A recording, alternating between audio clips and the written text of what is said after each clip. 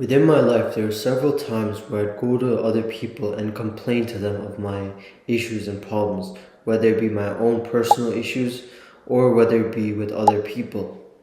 However, as time went on, I realized that the only one I should be complaining to and telling about my suffering and grief to is Allah. And Allah actually says in the Quran, أعوذ بالله من الشيطان الرجيم بسم الله الرحمن الرحيم قال إنما أشكو بثي وحزني إلى الله, that I only complain my suffering and my grief to Allah. And this actually teaches us several things, because we know we should always go to Allah when it comes to our grief and suffering. And we know this because Allah has already decided our fate, our qadr. That is something that has been preordained by Allah, and hence we should only go to Him and make dua to Him and ask Him for our help. And we know that Allah will actually help us, as He says in the Quran. Allah says that He will provide from an unexpected place, and Allah is sufficient for those who put their trust in Him.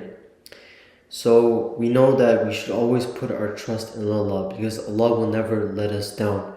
He's firstly all-knowing of our situation. He knows whatever we're going through. He knows what will happen in the future, and He knows the past as well. He's all-knowing. Hence, we should go to Allah, and Allah can change our fate. Allah never turns away from a servant who raises his hand and makes sincere dua to change something or to ask for something. Allah will always grant this. And another thing to consider is that Islam is a comprehensive system of life, also known as a deen. We know that Islam is a deen that was sent by Allah subhanahu wa ta'ala. Now, many people conflate Islam with the word religion, and this is actually confused with Christianity, because we know that Christianity had a separation between the church and the state, but we know that in Islam we don't have this separation. In Islam, the Sharia, in Islam, a person must believe in the laws as well.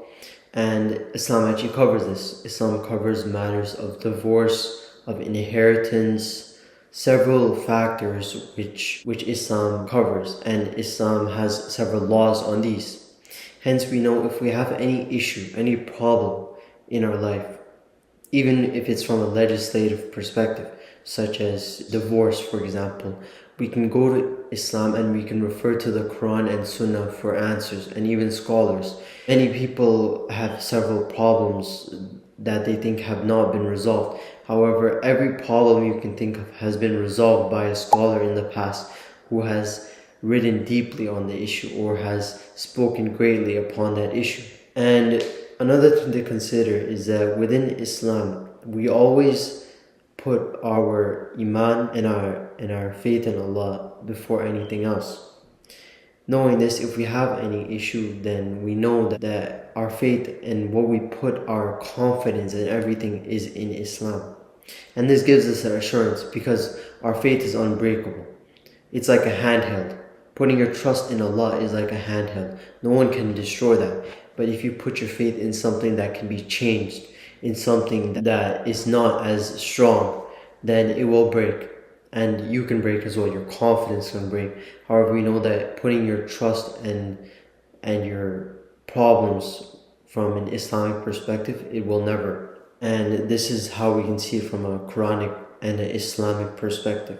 That's all I have to say. Assalamu alaikum wa rahmatullahi wa barakatuh.